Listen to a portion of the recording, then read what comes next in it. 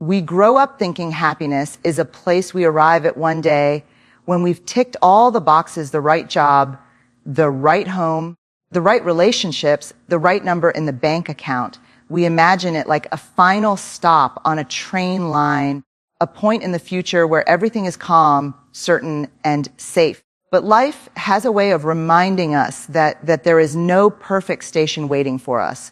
Storms don't book appointments, losses don't ask for permission, and the road to joy is never a straight line. If we wait for life to be flawless before allowing ourselves to be happy, we'll spend our whole lives waiting. Happiness is not the trophy you win at the end of the race. It's the decision you make in the middle of the run, even when you're tired, even when the finish line feels far away. It's a muscle you flex in ordinary moments, taking a deep breath when anxiety knocks, smiling at a stranger when your own heart feels heavy, dancing in your kitchen, even when your problems are still sitting on the table. Choosing happiness in hard times is not about pretending everything is fine. It's about saying, yes, I see the pain. I feel the weight, but I will not let this moment steal every drop of joy I still have access to. You don't need to wait for the storms to pass. You can open an umbrella and still walk in the rain. And in that choice, right there in the middle of the mess, you discover something powerful. You don't have to find happiness. You can create it. When life gets heavy, it can make you feel like you've lost pieces of yourself, your energy, your hope, your spark. You start wondering if the person you used to be is gone forever. The laughter feels further away. The dreams feel unreachable. And the mirror doesn't just show your reflection. It shows your exhaustion. But here's the truth: hard times don't erase who you are. They don't take your worth, your kindness, or your capacity to love. Those things are not fragile decorations. They're the core of your being. They survive the storms even when you can't feel them. Think about it. Have you noticed how even in your most difficult moments, you still care about the people you love? You still hope for better days. You still get back up even when your knees are shaking. That's not weakness. That's proof that the good in you is stubborn. It refuses to disappear. Pain can make you forget your own strength, but it cannot destroy it. You are not less because you're struggling. You are more layered, more empathetic, more resilient. The cracks that life has left on you are not evidence of your failure.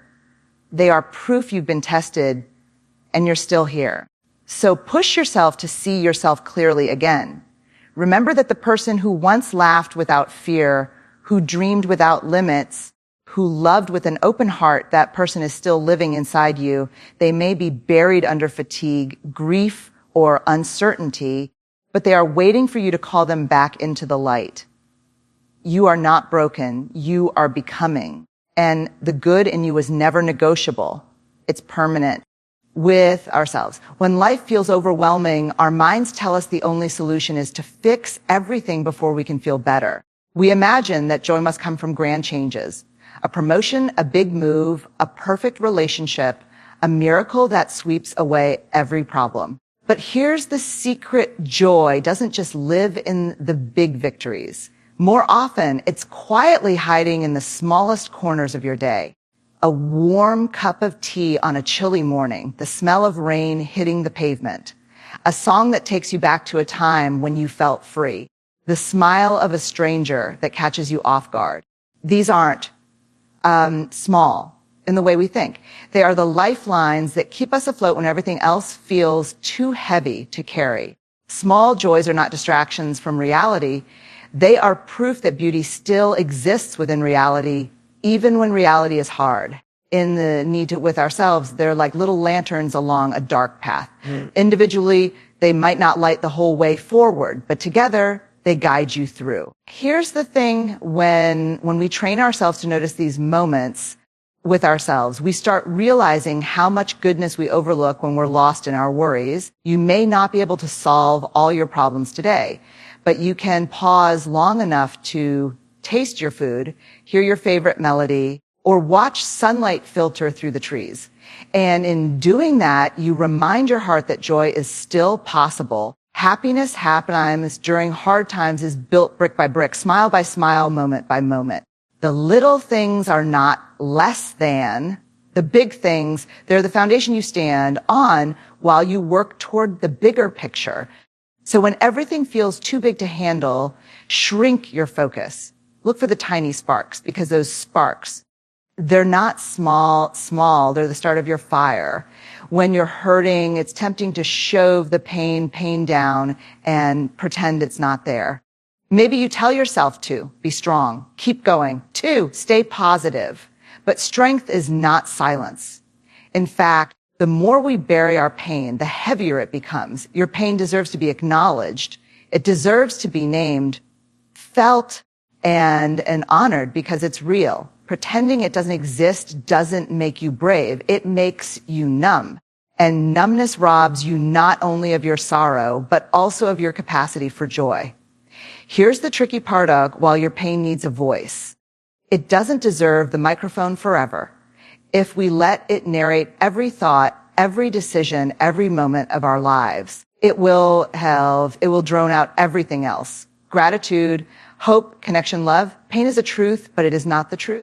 Think of it like a guest at your table. You can offer it a chair, listen to what it has to say, even learn from it.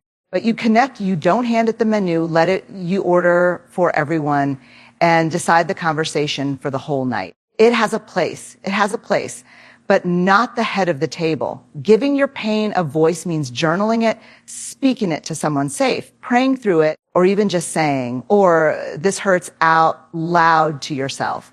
But then once it's been heard, you also make room for joy to speak with ourselves. You let gratitude have a turn. You allow hope to step in, because your pain may be part of your story right now, but it's not the whole book. You get to decide who holds the microphone in your life. And if you're going to push yourself toward happiness, you must choose to let joy, love, and resilience get their turn on stage. Somewhere along the way, many of us pick this unspoken rule egg, 8, I can't be happy until I have my life completely figured out. We think joy is reserved for the people whose homes are spotless, whose relationships are perfect, whose finances are stable, and whose emotions are always in check. But here's the truth. No one has it all together. Not really. Life isn't a neat checklist you can complete. It's a constantly shifting mix of victories and struggles, beauty and mess. And if you wait for the perfect moment to be happy, you'll be waiting for the rest of your life. Happiness is not about everything being in its place. It's about being able to find peace even when nothing is in its place. Some of the most joyful people you'll ever meet are not the ones who have the least problems. They're the ones who have learned to laugh, to hope, and to love in the middle of the chaos. You might be in debt, feeling lonely, or unsure about the future, but you can still notice the way your child's hand fits perfectly in yours or of ourselves, or how the smell of fresh bread makes you smile, or how a walk in the evening air somehow eases the weight in your chest. It's okay if your story is still unfolding. It's okay if there are chapters you're not proud of and pages you wish you could rewrite. Happiness doesn't require a flawless narrative. It only asks for your willingness to see the beauty in the messy, unfinished, imperfect reality you're living right now. The truth is, you don't have to fix your whole life before you deserve joy. You can carry both, your struggles in one hand and your happiness in the other. And that balance, that's not failure. That's grace. When life is hard, gratitude can feel like a hollow word. People might tell you to just be grateful, as if that erases the weight on your chest. And in those moments, gratitude can feel more like pressure than comfort. But true gratitude isn't about pretending everything is perfect. It's about noticing what is still good, even when much has gone wrong. Think of gratitude as a bridge, a steady path that leads you back to yourself when the storm has pulled you far away. In the chaos, you can forget the parts of you that are still loving, still hopeful. Gratitude is how you find them again. It doesn't have to be big. In fact, the smaller, the better. Waking up to see the sunlight peeking through your curtains, hearing a song that carries you back to a sweet memory, the taste of food you love, a text from someone who thought of you. These are not small. They are anchors. They keep you from drifting too far into despair. Gratitude doesn't erase your pain, but it changes the way you carry it. When you focus on even the tiniest moments of good, you shift your perspective with ourselves. You start to see that your life is not only defined by what is missing, it's also shaped by what is still here. A powerful practice is to write down 3 things each day that you're grateful for. Not to deny the hard things, but to balance them. To give equal space to light and shadow. Some days your list might be simple. I made it through today. I had something to eat. I got ourselves. I got to rest. And that's enough. Gratitude is not about ignoring the storm. It's about finding the shelter inside it. And each time you name something good, you take one more step across the bridge back to the steady, grounded, hopeful version of yourself. Life will never run out of reasons to test you. There will always be moments that feel too heavy, too uncertain, too unfair. But in every season, whether you are standing in the sun or walking through the rain, you hold a choice to let the weight pull you under or to keep reaching for joy, even with trembling hands. Pushing yourself to be happy when life is hard is not about denying your pain. It's about refusing to hand it your whole life. It's choosing to see beauty alongside the brokenness, to welcome light into the same room where shadows live. You will not always feel strong. You will not always feel ready. But every time you choose to notice a small joy, every time you speak gratitude into the silence, every time you remind yourself that the good in you has survived, those are victories. And those victories matter. Happiness isn't a reward for getting life right. It's a daily decision to live fully, love deeply, and hope fiercely, even when nothing is perfect. And maybe, just maybe, the greatest strength you'll ever show is the choice to smile, not because life is easy, but because you are brave enough to keep showing up for it. So walk forward, not waiting for the storm to pass, but carrying your umbrella, your hope, and your joy with you. Because even in the hardest seasons, you still have the power to create light. And that, my friend, is worth fighting for. We often think happiness is something we either have or we don't, like luck or talent. But happiness isn't an accident. It's a skill. It's a muscle you can strengthen over time, even when life feels heavy. Think about physical exercise. The first time you try to lift a weight, it feels awkward, maybe even impossible. Your muscles are weak, your form is shaky, and you wonder if it's even worth the effort. But the more you show up, the stronger you get. You don't suddenly become stronger. You train yourself into strength with ourselves. Happiness works the same way. In the beginning, reaching for joy in the middle of pain might feel forced or unnatural. Smiling might feel like work. Gratitude might feel like a stretch. But every time you do it, every time you choose to look for what's good instead of what's missing, you're training your mind to find light in the darkness.